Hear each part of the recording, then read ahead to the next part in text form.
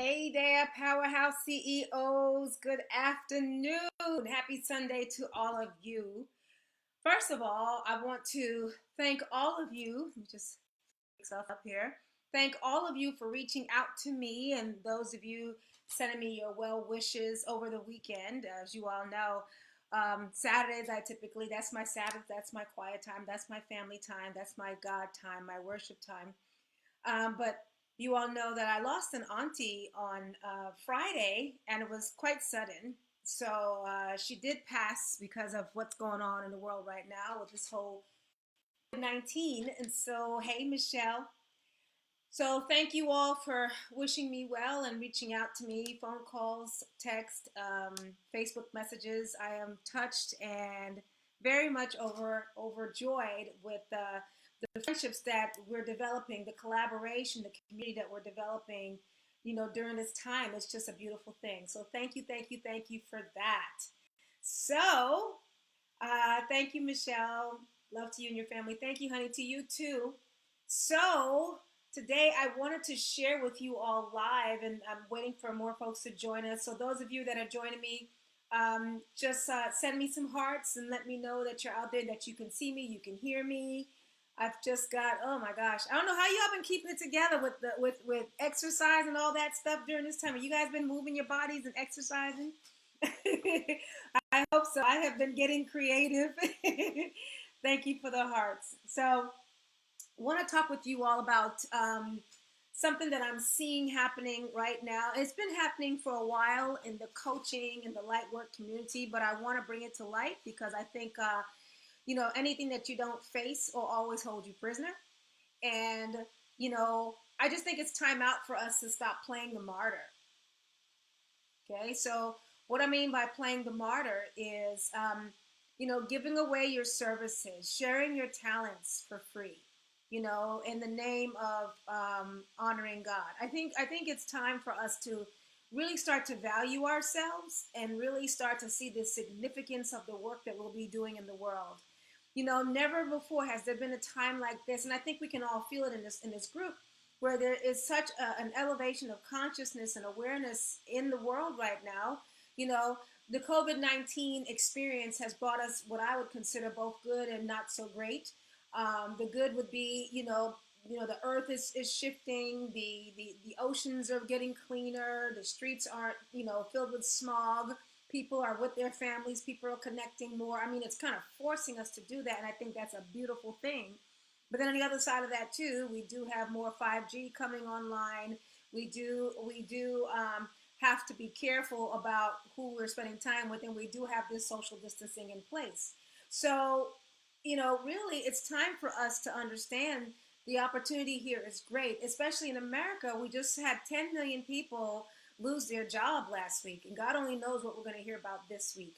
So, not to be gloom and doom, but to share the reality of, as healers and light workers, this is prime time. This is it. This is, the world needs us to get out there and to share and to heal and to tap them on the shoulder, to give them a virtual hug, to reach out to them. But time out for playing the martyr, folks. Time out for it being okay to be exhaling and not inhaling. It's just time out for that. Do you constantly just give out air, giving away, giving away, giving away, but then you don't take time to inhale yourself? And essentially that's what it is. When you continue to give away your services, when you continue to show up and just give, give, give, give, give, you start to get resentful. And I'm saying that because I've done it. I've done it. I've done it.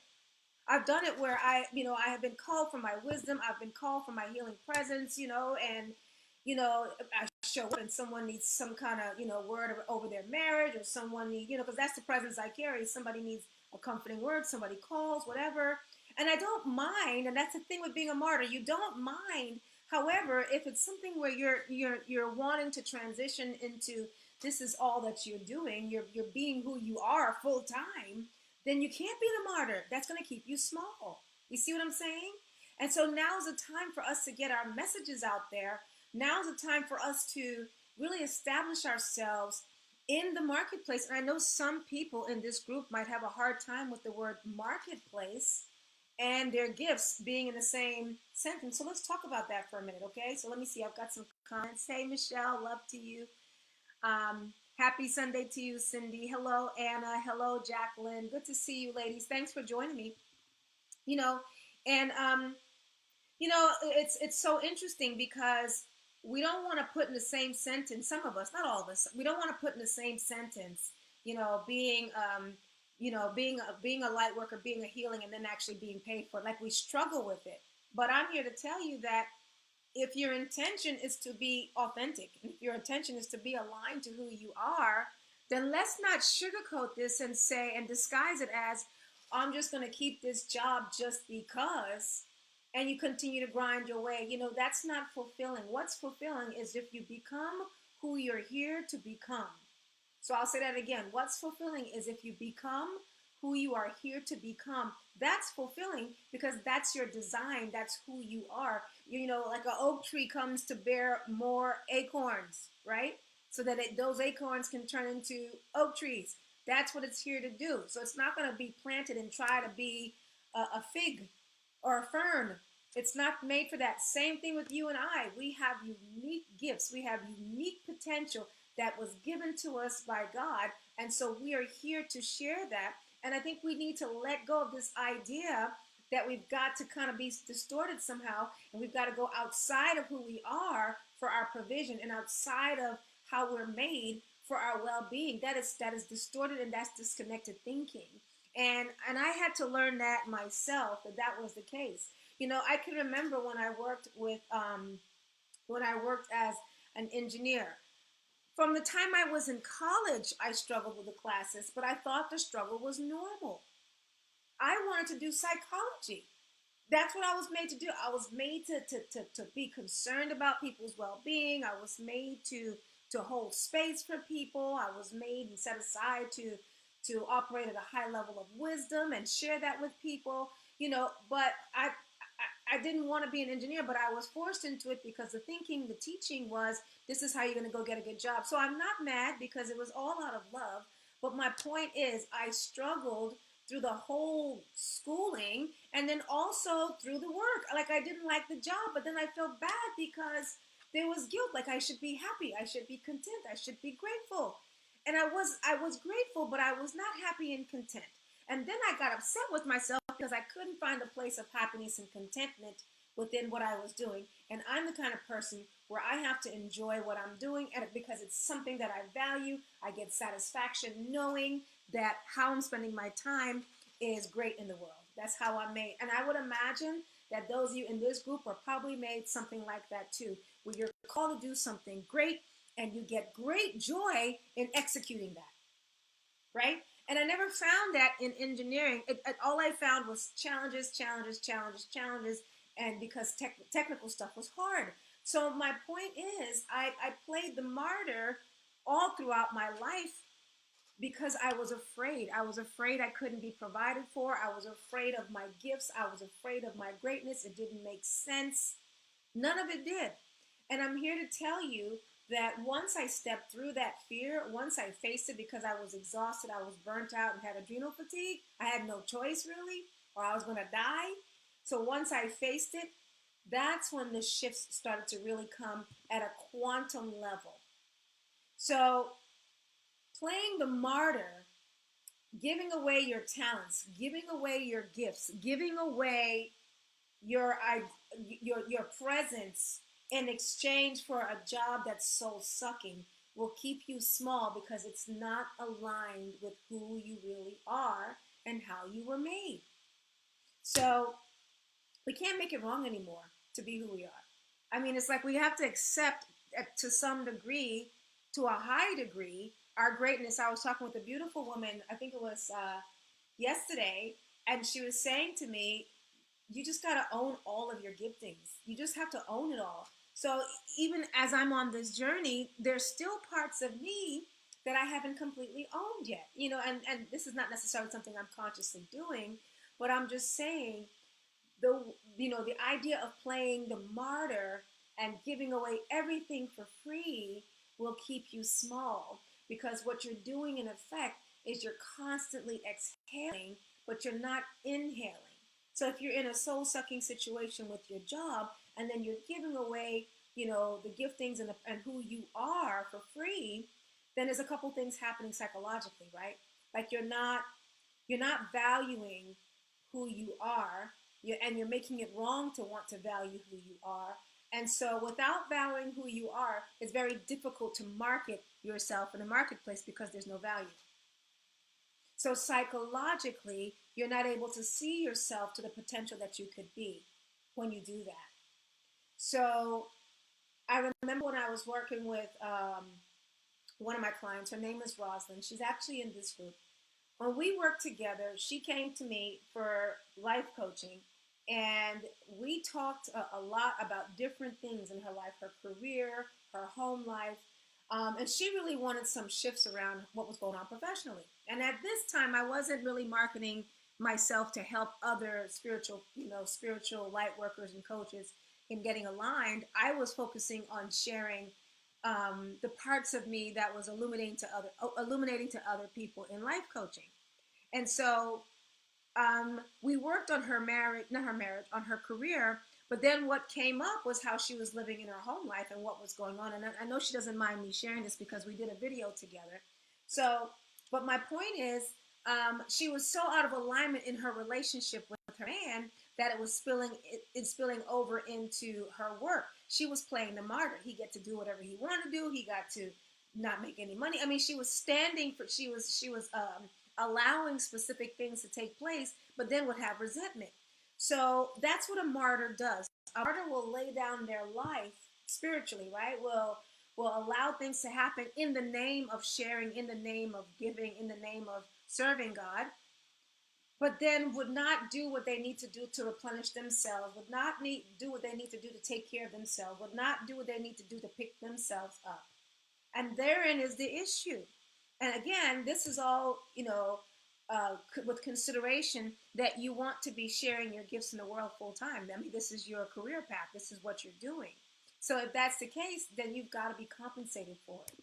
Otherwise, because we live in a world where money is currency. And so if you have a problem with that and want to continue in the martyrdom, it's going to keep you small. It's going to keep you in sort of like this duality of living, one foot in a job, one foot in your giftings, one foot in a job, one foot in your giftings. And so I want to encourage you all to give yourself permission to value who you are and the work that you bring and the gift that God has given you. Place a value on that and begin to share that with the world and stop buying into it's wrong to share and be compensated.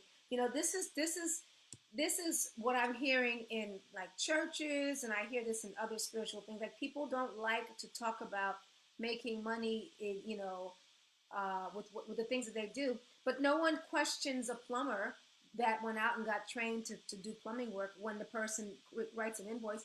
No one questions a doctor. No one questions a lawyer. We come to expect it. So why would we, if someone desires coaching work or if someone desires healing, and we have people that do that God has trained up, why is it wrong for those people to be compensated? Why do they have to go out and be a lawyer, a plumber, or whatever, and then still have this too? It's almost like it's a side thing.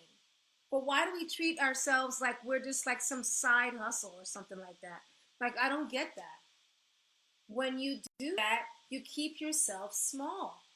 So we've got to be okay with that, ladies. We have to be okay with being bigger in the world. We've got to be okay with being God in the world and bringing light. I'm telling you, 10 million people lost their jobs. They're looking for people to help them. They're looking for leadership. And we don't have to, I'm not talking about going and gouging people. I'm just talking about you being able to take care of yourself in addition to you taking care of other people. Does that make sense? Are you all still there? I see one person's there. Who can hear me? Are you still there? You got it? Okay, Cindy's there. Okay. So I just wanted to encourage you all today. You don't have to lay down your life. You don't have to suffer in silence. You get to be compensated. You get to be enriched as you enrich others. You get to be a word I like to use is you get to be juicy and lit up. You get to be fed. You get to be nourished. You get to be taken care of as you take care of other people. You get to inhale as you exhale. And that's what this is all about. That's what this is all about. It's just you inhale and then you exhale. Before coming on this call, I was on another call with some family members, and we had like a little reunion. These are people that I see maybe once every few years. And with the events going on, with the loss of my auntie suddenly, I lost an uncle a week before that. It's very jarring, you know, to have those things happen. But to be able to get on a phone call with them through technology and use Zoom and see everyone, it was nice to experience that, nice to see that, and it was also quite filling for me to be able to spend my time with them and also get something back, which was their presence, which was their conversation. So we're always inhaling and exhaling, folks. That's my point. We're always sharing, we're always extending. So I want to encourage all of you that have this mindset that it's wrong to be compensated for who you are.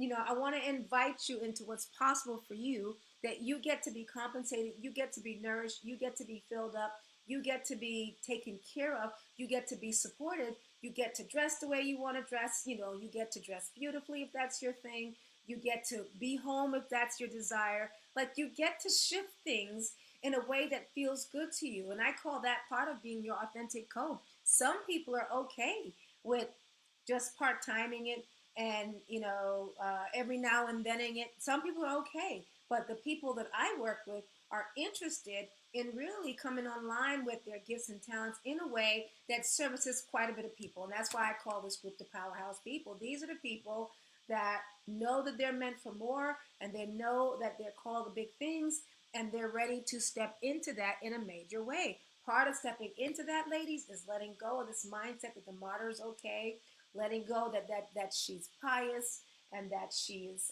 what are some of the things that we say to ourselves? That she's God fearing. All, hey, I'm not against that. I'm all for that. But at the end of the day, I see myself as a specialist, just like a doctor would. And I see myself as someone that solves problems, just like the person that owns the Whole Foods, or someone that owns the hardware store, or someone that created the mail system. It's like they're all providing a service, and we have no problem compensating them. Certainly, we can see ourselves that way too and value the work that we're called to do. Otherwise, we make light of what it is that God's calling us to do. We don't take it seriously. We don't see its value. We don't recognize it as anything. And if that's the case, then I really invite you to reconsider your point of view and recognize that the season that we are in right now, with the elevation of consciousness and people longing for closeness to God, and um, people reaching out to learn more about who they are, we have the solution, we have the tools, we've done the work, we've come before them, we have been on this journey, and we understand what it takes. And so we are here to help bridge the gap for them between where they are and where they want to be, right? Whether that's healed of a physical ailment, whether that's healed emotionally or psychologically, whether that's someone who's expanding into a new business, whatever it is that we're here to do, we're called and we're on assignment, right? So I hope you all are getting this. It's very important that you all understand the timing of this all too, where this elevation is taking place, where there's a cleansing in the earth, and there's a reaching that's coming from the inside. People are on board, coming online. 10 million people just lost their jobs. They are looking online for solutions, folks. Believe me, they are online. So if you're not online yet with what it is that you do, I want to invite you to do that and start to share what it is that you do. All right, let me see who's there. Hey. Okay, I can see someone's there, but I can't see your name. So if you could just give me a heart and let me know who you are, that'd be great. Anyway, I hope you all are getting what I am saying. And as always, I want to invite you ladies to a call with me. Now, I have the phone for the last 2 weeks with people in the group, and I polled the group, and I recognized that there are some themes around what's happening in the group and what people are wanting and where you all are. So if you look at the About page, I have basically updated and gave more details as to my offerings so you all understand the value that I will bring to you should we do a coaching relationship together. So this is all about aligning yourself to your business, to the proper business model, aligning yourself to um, the program and what it is that you're going to offer, and of course, shifting your life to align with your business as well. This is how you're going to bring your message to the marketplace, because you got to get the message right, then you got to get the business model in a way that supports you, and then also you've got to make sure you have the support and the alignment in your life to support you. So those are the things I'll be working specifically on. And I actually have a group program that I'm launching. I'm calling it the Powerhouse CEO Collective. We're going to go through all of that together. That is an 8-week course, and we're starting the week of April 27th. So definitely check out the About page for that if that's something that resonates with you. But please take this time seriously as an opportunity for you to really come on board with letting go of the martyrdom and picking up your significance, picking up the impact that you can make once you learn how to truly value who you are and the gift that you bring. All right, ladies? All right. All right. So it was so good to talk with you all today. And let me know your thoughts. And if you're catching this on replay, I want you to hit replay. And I will go and see if I can do something with this hair, y'all. I'm trying, y'all, without getting out too much. My goodness. Anyway, blessings to all of you, and I hope to talk with you all this week. If you all want more information, definitely get on my calendar. I practice a no push, no salesy type way of doing things, and because I don't believe we have to be pushy to serve. And so we can talk and see which program would work for you. So definitely get on my calendar. All right, ladies, lots of love to you. And make sure you give your families some great big love and some kisses, because, tomorrow's not promised. And so let's live every moment as loving as we can. And also reach out to some folks and offer your services. All right? Blessings to you. Bye-bye.